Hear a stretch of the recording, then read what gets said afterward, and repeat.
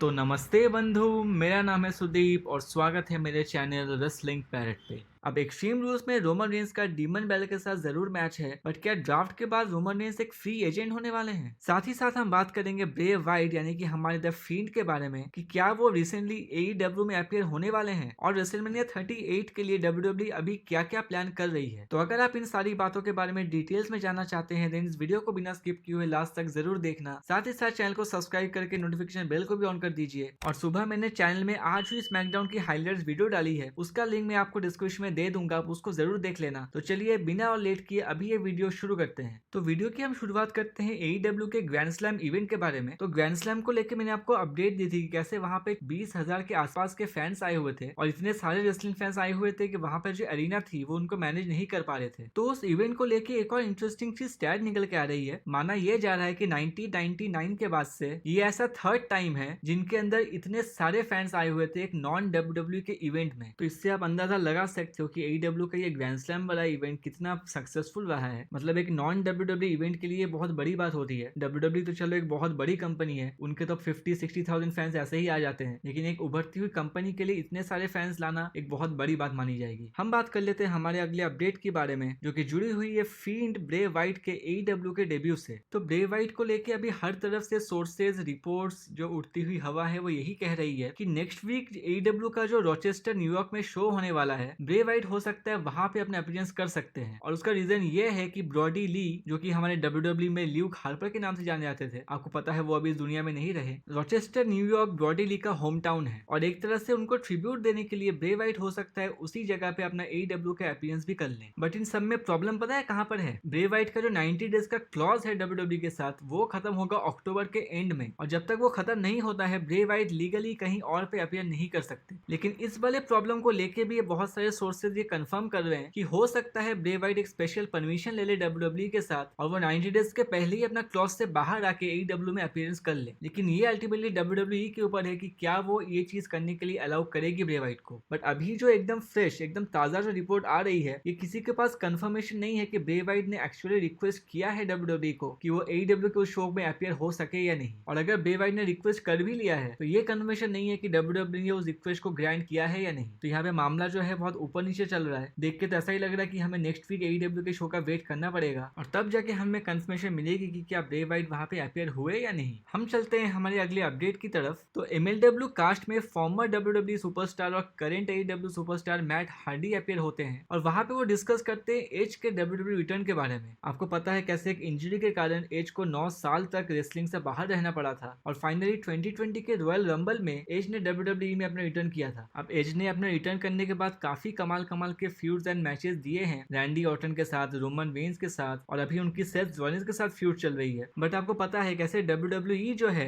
बहुत स्ट्रिक्ट है इस मामले में। अगर कोई रेसलर की इंजरी हो जाती है और वो इंजरी के बाद अगर अपना रिटर्न करना चाहता है तो डब्ल्यूडब्ल्यूई हर चीज को बहुत नाप तोल के देखती है। वो 1000-2000 बार चेक करती है और तभी जाके वो किसी रेसलर को अलाउ करती है कि वो कम्पीट कर सके। हमने सिमिलर सिचुएशन देखा था डैनियल ब्राइन के साथ भी। डैनियल ब्राइन के जो पर्सनल डॉक्टर्स हैं या फिर बाहर के जो मेडिकेशन वो ले रहे थे, सबने उनको रेसल करने के लिए अलाउ कर दिया था, लेकिन डब्ल्यूडब्ल्यू उनको अलाउ नहीं कर रही थी। बहुत रिक्वेस्ट के बाद और बहुत सालों के बाद डैनियल ब्राइन डब्ल्यूडब्ल्यू में फिर कम्पीट करने लगे थे। तो मैट हार्डी भी एज को लेकर सिमिलर कमेंट्स करते हैं। उनका ये कहना था कि अगर एज को डब्ल्यूडब्ल्यू क्लियर नहीं करती तो एज भी आज एईडब्ल्यू में होते, और क्योंकि डब्ल्यूडब्ल्यू को ये चीज पता थी कि अगर वो एज को क्लियर नहीं करेंगे तो एज एईडब्ल्यू में चले जाएंगे, और ये एक प्राइमरी रीजन था कि डब्ल्यूडब्ल्यू ने एज को क्लियर कर दिया। तो इससे मैट हार्डी क्या ये बताना चाहते हैं कि डब्ल्यूडब्ल्यू एईडब्ल्यू से डरती है? वेल, मैट हार्डी तो अभी एईडब्ल्यू के रेसलर हैं तो वो उसी कंपनी को सपोर्ट करेंगे। आप मुझे कमेंट करके बता सकते हो कि क्या एज को आप डब्ल्यूडब्ल्यू में देखना पसंद करते हो या फिर अगर वो एईडब्ल्यू में जाते वो बेटर होता। हमारी जो नेक्स्ट अपडेट जुड़ी हुई है वो है अगले साल के रेसलमेनिया 38 के बारे में। तो अगर आप मेरे चैनल से एक्टिवली जुड़े रहते हो तो मैंने आपको अपनी एक वीडियो में बताया था कि कैसे डब्ल्यूडब्ल्यू प्लान कर रही है कि अगले साल का रेसलमेनिया होगी वो भी 2 नाइट की इवेंट होने वाली है। लेकिन जो फ्रेश खबरें आ रही है रेसलिंग ऑब्जर्वर की तरफ से कि रेसलमेनिया 38 की 2 नाइट की इवेंट होना अभी भी कोई पत्थर की लकीर नहीं मानी जा रही है। डब्ल्यूडब्ल्यू जो है बहुत सारे आइडियाज प्लान कर रही है अभी भी, और रेसलमेनिया 38 जिस स्टेडियम में होने वाली है जो कि है AT&T स्टेडियम टेक्सास में, उनके साथ भी बहुत डिस्कशन में है कि वो लोग क्या क्या कर सकते हैं। अब एक चीज जो WWE डिस्कस कर रही है वो है कि रेसलमेनिया 38 वन नाइट की इवेंट ही होगी, लेकिन अगले दिन जो रॉ आफ्टर रेसलमेनिया होती है वो शायद WWE उसी स्टेडियम से करना चाहेगी और ना ही कि कोई अलग स्टेडियम से। तो उससे क्या होगा, उस स्टेडियम को 2 नाइट का फायदा भी हो जाएगा और WWE को रॉ के लिए भी एक बड़ा स्टेडियम मिल जाएगा, क्योंकि माना यह जा रहा है कि उस स्टेडियम की कैपेसिटी 40,000 के आसपास है। तो अगर WWE ये वाला प्लान सक्सेस कर लेती है तो अगले साल की रॉ आफ्टर रेसलमेनिया हमें 40,000 फैंस के सामने देखने को मिल सकती है। एक और आइडिया निकल के आ रही है कि AT&T स्टेडियम में रेसलमेनिया की फर्स्ट नाइट हो जाएगी, लेकिन उसी वीक में जो रॉ एंड स्मैकडाउन होने वाली है वो एक दूसरे स्टेडियम से होगी, जिसका नाम बताया जा रहा है गेरल्ड फोर्ड स्टेडियम, जो कि 32,000 के आसपास क्राउड को संभाल सकती है। और ये जो स्टेडियम है वो AT&T स्टेडियम के आसपास ही है, तो फैंस जो है वो रेसलमेनिया देखने के बाद आसपास ही रहने वाले हैं, तो उनके लिए इजी होगा कि वो रॉ एंड स्मैकडाउन भी देख ले एक साथ। अब प्लान्स तो काफी सारे बन रहे हैं रेसलमेनिया के लिए। रेसलमेनिया को आते आते अभी भी 6-7 महीने बाकी हैं और प्लान्स तो कभी भी चेंज हो सकते हैं। तो अब देखते हैं WWE फाइनली कौन सा प्लान करती है। आज की जो हमारी फाइनल स्टोरी है वो जुड़ी हुई है हमारी यूनिवर्सल चैंपियन रोमन रेंस से। तो भले ही डीमन बैलन ने आज रोमन रेंस को थोड़ा धराशायी कर दिया है, लेकिन फिर भी हम कहेंगे कि एक्सट्रीम रूल्स में रोमन रेंस का ही पलड़ा भारी है। और एक बार जब रोमन रेंस अपनी चैंपियनशिप को रिटेन कर लेते हैं तो नेक्स्ट वीक स्मैकडाउन में जो होने वाली है वो है WWE का ड्राफ्ट, और उसमें सबसे बड़ा क्वेश्चन ये रहेगा कि रोमन रेंस एक्चुअली कहाँ ड्राफ्ट होने वाले हैं, रॉ में या वो स्मैकडाउन में ही रहेंगे। अब देखो, इसको लेके काफी सारी थ्योरीज हैं। सबसे पहली जो बड़ी बात है वो है कि फॉक्स नेटवर्क रोमन रेंस को स्मैकडाउन से जाने नहीं देंगे, और क्योंकि WWE के साथ फॉक्स नेटवर्क की जो डील है वो काफी बड़ी है, फॉक्स नेटवर्क WWE को बहुत ज्यादा पैसे ऑफर कर रहे हैं, तो WWE अगर ना भी चाहे तो उनको फॉक्स नेटवर्क की सुननी तो पड़ेगी। अब इसी सिक्के की जो दूसरी पहलू है, तो रॉ में यूएसए नेटवर्क का क्या होगा, पैसे तो वो भी दे रहे हैं, भले ही फॉक्स से थोड़े से कम है लेकिन पैसे तो उनके भी जा रहे हैं, तो बदले में ये हो सकता है वो एक बड़ा स्टार डिमांड करेंगे। और अगर रिपोर्ट्स र्यूमर्स सही आ रहे हैं तो हो सकता है कि ब्रॉक लेसनर हमें रॉ में ड्राफ्ट होते हुए दिखे। लेकिन अगर WWE को ये लगा कि उनको रॉ में रेटिंग्स चाहिए तो वो किसी भी टाइम रोमन रेंस को बोल सकते हैं कि वो रॉ में भी अपीयर हो जाए। लेकिन एक स्मैकडाउन का सुपरस्टार रॉ में ऐसे ही कैसे अपीयर हो जाएगा, उसके लिए WWE के पास बहुत सारे तरीके हैं, जिनमें से पहला एक तरीका होता है वाइल्ड कार्ड रूल, जो कि विंस मैकमैन ने कुछ साल पहले निकाला था लेकिन उसको ऐसे ही बंद कर दिया था। इस रूल में क्या होता है कि कोई भी ब्रांड से एक बड़ा सुपरस्टार अपने ब्रांड से बाहर जाके किसी और ब्रांड में भी कम्पीट कर सकता है। स्टोरी लाइन वाइज तो वो अलग से बात चलती है, लेकिन बेसिकली WWE तब करती है जब उनको रेटिंग्स चाहिए होते हैं। दूसरा जो एक तरीका है वो है कि एक सुपरस्टार को WWE फ्री एजेंट बना दे, और फ्री एजेंट का मतलब होता है कि WWE उस वाले सुपरस्टार को ड्राफ्ट में इंक्लूड ही ना करे, और जैसे जहां भी उनकी जरूरत पड़ेगी WWE उसको उस वाले फ्यूड में डाल देगी, चाहे वो रॉ के लिए हो या स्मैकडाउन के लिए। और WWE अगर सचमुच ऐसा करना चाहती है रोमन रेंस के साथ तो WWE वैसा कर भी सकती है, क्योंकि आपको पता है कि रोमन रेंस अभी इतने बड़े स्टार हैं, WWE को जहां भी दिखेगा कि उनको रेटिंग्स चाहिए उस वाले फील्ड में रोमन रेंस को डाल दिया जाएगा। बट इन सब में WWE को ये भी ध्यान रखना है कि रोमन रेंस के ऊपर कोई एक्स्ट्रा बर्डन ना आ जाए, क्योंकि WWE ऐसा कतई नहीं चाहेगी कि रोमन रेंस वर्क प्रेशर की वजह से उनकी छुट्टी लेनी पड़ जाए या फिर उनकी कोई इंजरी हो जाए या कुछ भी हो जाए। तो रोमन रेंस से काम तो करवानी है, रेटिंग्स भी लानी है, बट बिना उनके हेल्थ पे कोई असर पड़े। अब बस एक हफ्ते का ही वेट करो, अगले स्मैकडाउन तक हमें सारी चीजें क्लियर हो जाएगी। तो आज की ये वीडियो यहीं तक की थी। अगर आपको ये पसंद आई हो तो इसको लाइक या शेयर करना ना भूले। इसके साथ साथ चैनल को सब्सक्राइब करके नोटिफिकेशन बेल को भी ऑन कर दीजिए, ताकि आपको रेसलिंग से जुड़ी हर न्यूज, अपडेट्स और इवेंट्स की जानकारी इस चैनल पे मिलती रहे। तो ठीक है बंधु,